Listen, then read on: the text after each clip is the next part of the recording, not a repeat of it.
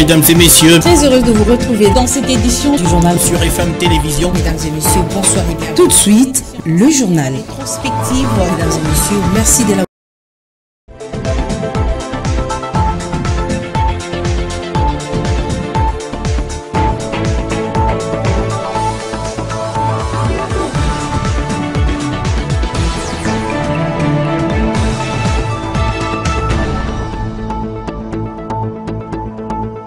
Bonsoir, mesdames et messieurs, bienvenue dans cette grande édition d'information sur FM Télévision pour vous informer. On commence par cette brève. Les lignes de front ont lourdement bougé ce jeudi matin. Les FARDC et les rebelles du M23 soutenus par le Rwanda se sont violemment affrontés dans les villages Kalengera, Kako et Niesisi dans le territoire de Rutshuru, mais aussi sur la route nationale numéro 2 qui relie ce territoire à la ville de Goma, un tronçon sérieusement menacé selon plusieurs sources. Le nombre de personnes déplacées prend de l'ascenseur, ce qui inquiète la société civile. Pour rappel, ces combats ont repris depuis une semaine déjà très exactement. Après plusieurs semaines d'accalmie, la cité de Bunagana reste cependant sous occupation des hommes de Paul Kagame depuis le 13 juin dernier. Le Rwanda, de nouveau indexé au Conseil de sécurité des Nations Unies pour son soutien au M23, le représentant de la RDC à cette instance qui accuse le pays de Paul Kagame de bloquer l'exécution de l'accord 4 d'Addis Abeba sur la paix et la sécurité dans la sous-région, dans la région du Grand Lac, plaide pour la condamnation de Kigali par une résolution et le retrait de ses troupes sur le territoire congolais. On l'écoute. Le Rwanda, en apportant un appui substantiel au M23, contribue à la détérioration du climat de confiance et dans le maintien de l'insécurité dans la partie est de la RDC. Cette insécurité favorise depuis des années la prédation et l'exploitation illicite des ressources naturelles dont regorge l'est de la RDC et que nous déplorons. L'accord cadre d'Addis Abeba prohibe la déstabilisation d'un pays membre de la région à partir d'un autre État. Que le Conseil puisse exiger un retrait immédiat et sans condition des troupes rwandaises et du M23 de la cité de Bunagana et d'autres parties du territoire de Rutshuru à l'est, donc dans la province du Nord Kivu. 3. Que le Conseil de sécurité condamne fermement par voie de résolution la République du Rwanda pour son soutien au groupe armé M23. J'ai entendu presque par tout le monde qui a parlé ici a déploré cette occupation du Congo, mais ce n'est pas en déplorant seulement qu'on va changer la situation. Il faut prendre des mesures qui s'imposent pour que le Rwanda sache que la communauté internationale est sérieuse. Il faut dire que plusieurs autres pays ont proposé le dialogue pour mettre un terme à l'insécurité qui met à genoux la RDC, dont la Russie, une voie que n'ont pas du tout suivi les USA qui demandent au Rwanda d'arrêter d'appuyer le M23. Suivez.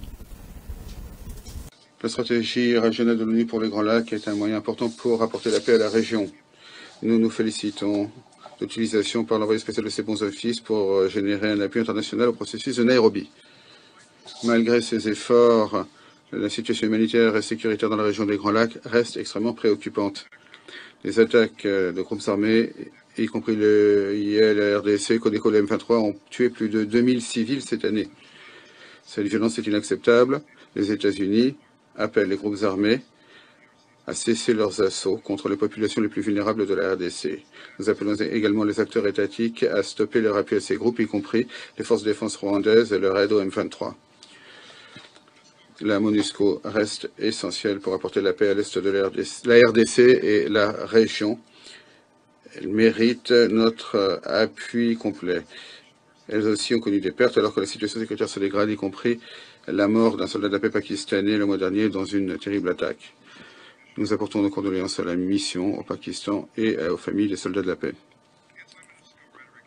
Les discours anti-MONUSCO augmentent les risques déjà importants pour les soldats de la paix. Nous sommes préoccupés par les appels à son retrait immédiat. Nous exhortons la RDC à travailler avec la MONUSCO pour un retrait graduel, responsable, conditionnel, avec des indicateurs.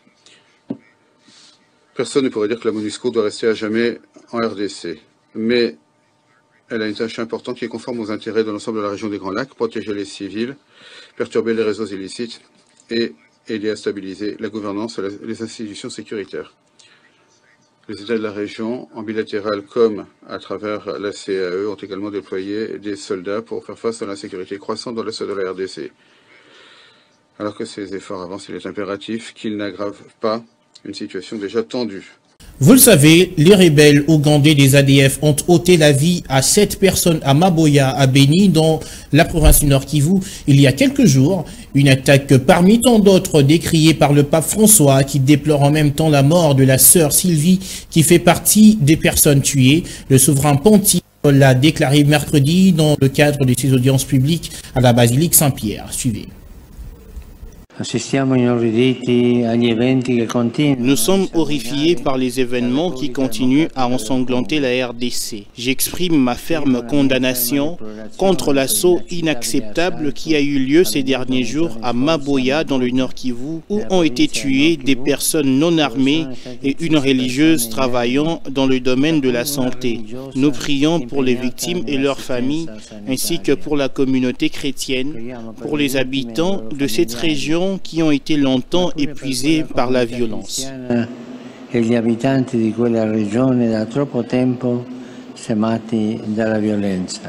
Hier, ils étaient Kuluna ou membres des groupes armés. Aujourd'hui, ils sont bâtisseurs de la nation au sein du service national. Ils se sont engagés de concentrer leur énergie pour le bien-être du peuple congolais. Je vous laisse en tout cas suivre attentivement leur prestation de serment. La nation, formée à l'idéal du service national pour revêtir le nouveau caractère national congolais, conscient de la nécessité et de l'urgence de contribuer à la reconstruction et au développement de mon pays, mis par l'ardeur de servir et de défendre ma patrie, ses idéaux et ses intérêts supérieurs, face à mon destin et à celui de tous les peuples congolais. Je m'engage, 1. Placer Dieu au-dessus de toutes choses, aimer mon pays, ses dirigeants et tous mes concitoyens. 2. Incarner le nationalisme, le patriotisme et l'idéal démocratique pour sauvegarder l'intégrité territoriale et l'unité nationale, défendre les intérêts supérieurs de la nation et contribuer au bien-être collectif. 3. Respecter les lois de la République démocratique du Congo, m'acquitter de mes devoirs et obligations civiques. 4. Être un travailleur positif, consciencieux, discipliné, honnête et intègre. 5. Être un travailleur solidaire, coopérant et collaborant avec les autres, dans le respect mutuel, dans l'harmonie et dans la distribution équitable des revenus. 6. Être un animateur du développement intégré, tant en milieu rural qu'urbain. 7. Promouvoir les valeurs culturelles congolaises, les traditions, les coutumes et les langues qui favorisent le développement et la compréhension mutuelle. 8. Privilégier le dialogue, la réconciliation, les compromis et la tolérance dans les relations avec mes compatriotes et avec tous les hommes. 9. Cultiver les valeurs morales et sociales qui sont positives et combattre les antivaleurs telles que la corruption, les pillages, le tabagisme, la consommation des drogues, l'alcoolisme, la débauche, etc. 10. Défendre les personnes faibles et vulnérables, telles que les enfants, les femmes, les vieillards, les handicapés, les opprimés, les sinistrés, les victimes de guerre, les sans-abri, etc. Ainsi dit devant Dieu et devant les hommes. Autre chose, les rideaux de la 8e édition du forum Makutano se sont refermés ce jeudi dans la ville de Mbujimayi au Kasaï oriental. Présent lors de la clôture, le chef de l'État qui a loué cette initiative se dit déterminé à promouvoir des champions congolais dans différents domaines, dont l'agriculture. On l'écoute. Durant vos travaux, j'ai noté avec beaucoup de satisfaction que vous avez fort pertinemment questionner les initiatives en cours et formuler des propositions pour que la trajectoire des réformes soit améliorée. Je vous encourage donc à poursuivre inlassablement ce dialogue stratégique avec l'ensemble des acteurs étatiques en vous appropriant les dynamiques positives générées par la 8e édition du Forum Makutano. La 8e édition du Forum Makutano aura eu, entre autres mérites, de mettre en lumière le secteur privé congolais, de faire un diagnostic exhaustif sur les faiblesses du dit secteur et enfin de dégager des nouveaux paradigmes en vue de sa résilience. Comme je l'ai mentionné à l'occasion de la 5e édition, je reste engagé à promouvoir l'émergence de champions congolais. Je voudrais réaffirmer que l'heure est venue de voir concrètement des champions congolais exceller dans une économie congolaise complètement diversifiée avec des chaînes de valeur abouties dans les secteurs agricoles et industriels. Les efforts importants entrepris par le gouvernement ainsi que les réformes structurelles en cours visent à atteindre cet objectif dans le court et moyen terme. À la Chambre haute du Parlement, les sénateurs ont adopté la loi Dibati consacrée aux principes fondamentaux relatifs à l'agriculture en RDC. C'était au cours de la plénière de mercredi. Le Sénat avait aussi invité à cette même occasion le ministre d'État en charge de l'entrepreneuriat, petites et moyennes entreprises, Eustache Mourandi. Suivez les précisions de Ruth Dinonzei. Bien que la session ordinaire de septembre soit essentiellement budgétaire, le Sénat intensifie le contrôle parlementaire. Ce mercredi 26 octobre 2022, les ministres d'État en charge de l'entrepreneuriat, petites et moyennes entreprises, Eustache Mourandi, étaient invités à la Chambre haute du Parlement pour répondre à la question orale avec débat lui adressée par la sénatrice Victorine Louessé. La dite question orale a porté sur l'opérationnalisation des fonds de garantie de l'entrepreneuriat au Congo, FOGEC en sigle. À travers cet exercice parlementaire, l'auteur de cette question orale avec débat ainsi que plusieurs autres sénateurs ont soulevé quelques préoccupations au cours du débat général. La Chambre des sages a voulu savoir davantage sur l'opérationnalisation de cette structure mise en place par le gouvernement depuis le mois de mai 2021. Le FOGEC est un établissement public qui a, entre autres, pour mission de modéliser et de collecter les ressources financières au niveau national et international, l'accès des start-up, micro, petites et moyennes entreprises et artisanats congolais au financement de leurs projets par les banques commerciales et les institutions microfinances. Depuis la mise en place du conseil d'administration, toutes les démarches effectuées auprès de vous pour débloquer ces fonds afin que la promesse du président de la République et le corps se sont avérées vaines. Monsieur le ministre, voudriez-vous que ces fonds soient un mort-né ou l'être mort? Autrement dit, qu'avez-vous fait depuis mai 2021 pour que ces fonds promesses du chef de l'État deviennent effectifs et rendent espoir aux Congolais? Après avoir recueilli toutes les préoccupations des sénateurs, le ministre Eustache Mourandi viendra répondre dans les prochains jours. Il faut noter que les sénateurs ont aussi, au cours de la même plénière, voté la proposition de loi portant principes fondamentaux relatifs à l'agriculture après approbation du rapport de la commission mixte développement durable, ressources naturelles et tourisme et entités territoriales décentralisées. Cette proposition de loi portant principes fondamentaux relatifs à l'agriculture est une initiative du président du Sénat, Modeste Bahati Lukwebo. Le texte ainsi voté sera renvoyé à l'Assemblée nationale pour une seconde lecture, comme le stipule l'article 135 du règlement intérieur du Sénat. Bonne nouvelle pour les professionnels de la santé. Plus de 2200 médecins sont alignés à la prime de risque professionnel.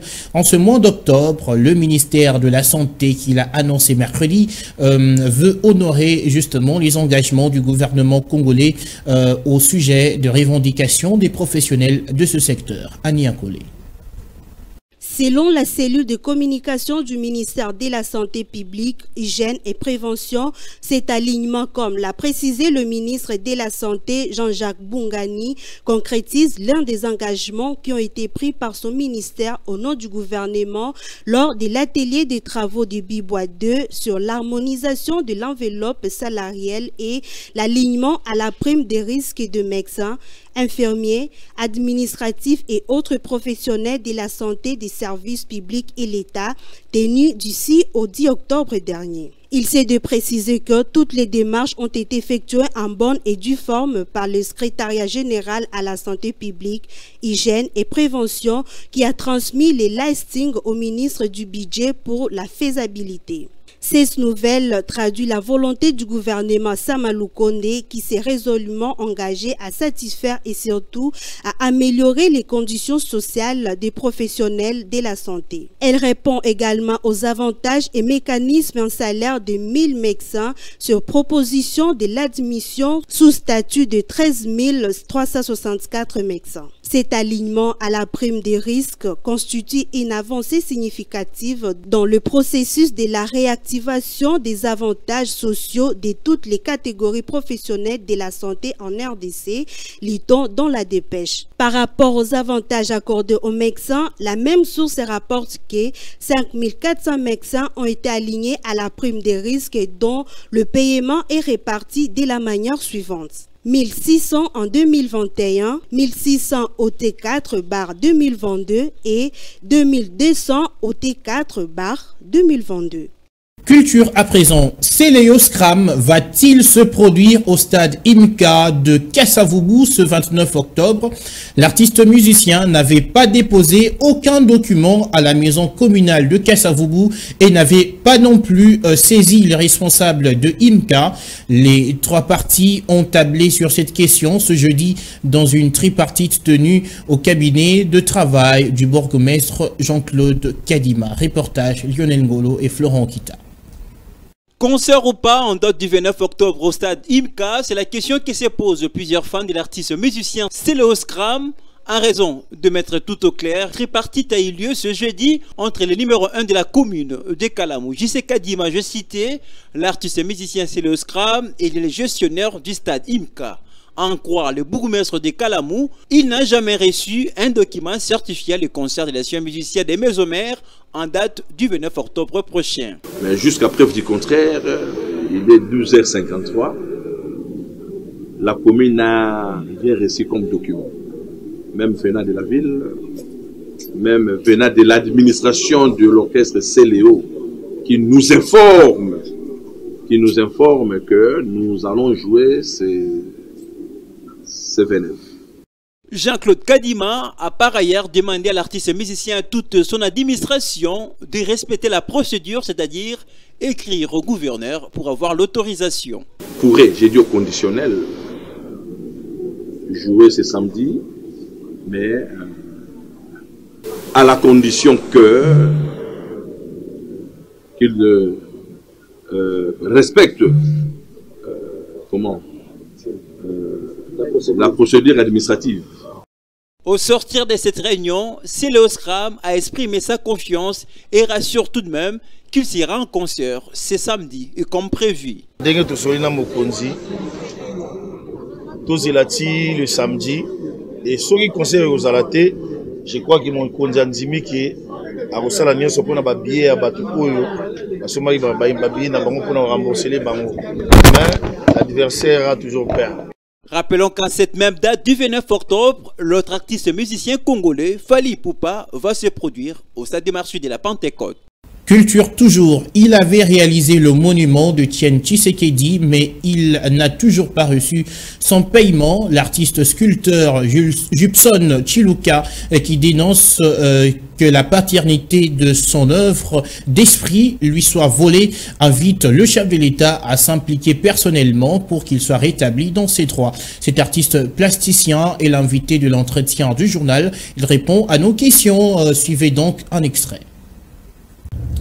Bon, en fait, ces projets, ils ont des projets moko dans la zone kiango, il y a ko travail et vraiment à mener bon, ils ont des projets moko. Na sepela ki nango makasi, mais naza un peu lésé, na ndenge tisiko, non na se retrouver na ba droit na nga été. C'est parce que ça na moto a commandé qui moto mususu, mais moto yo ayeko sa ba démarche pour na œuvre bima moto mususu. De yango ayeko sa la moi désordre wana, ce qu'on a mesure ya osolana client na ngai bien te. Pasteur Mike Kalambai, j'espère que tout le monde va bien. Yé mouta commanda qui œuvre d'art. A commanda qui œuvre d'art. Allez après place na salle la qui œuvre d'art. Na lopango na salle la qui œuvre d'art.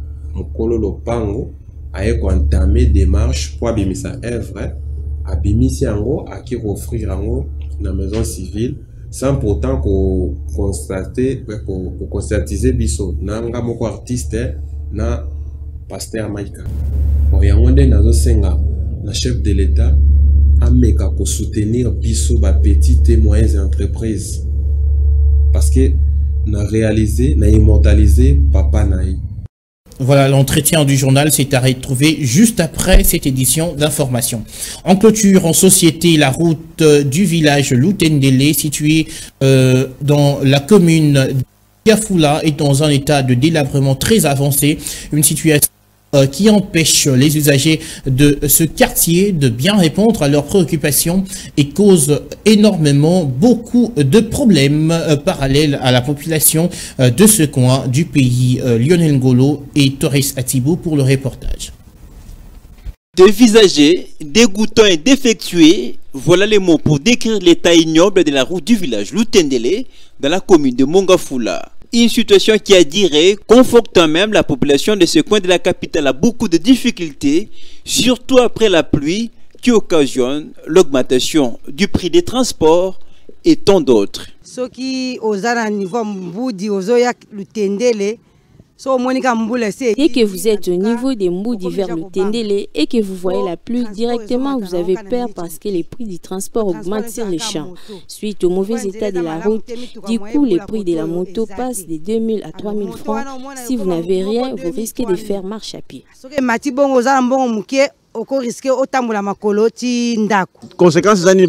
La conséquence est que les motos tombent souvent en panne.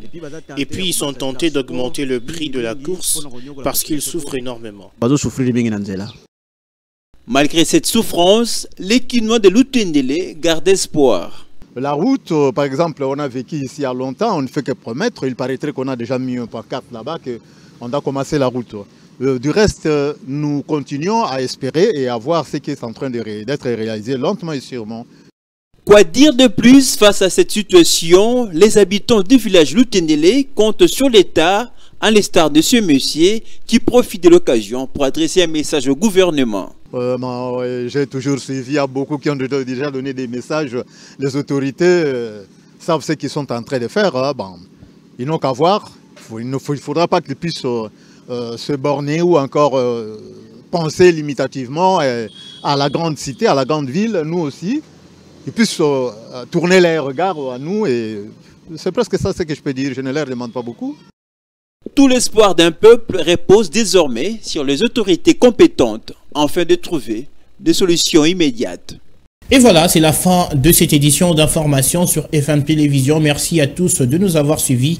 N'oubliez pas, juste après ce journal, entretien du journal reçoit Jupson Chiluka, artiste plasticien, qui nous parle de son œuvre d'esprit, le monument de Tien Tshisekedi, qui est en voie de lui être volé. Il réclame justement ses droits. Vous avez droit à le suivre en intégralité. Donc, merci à tous.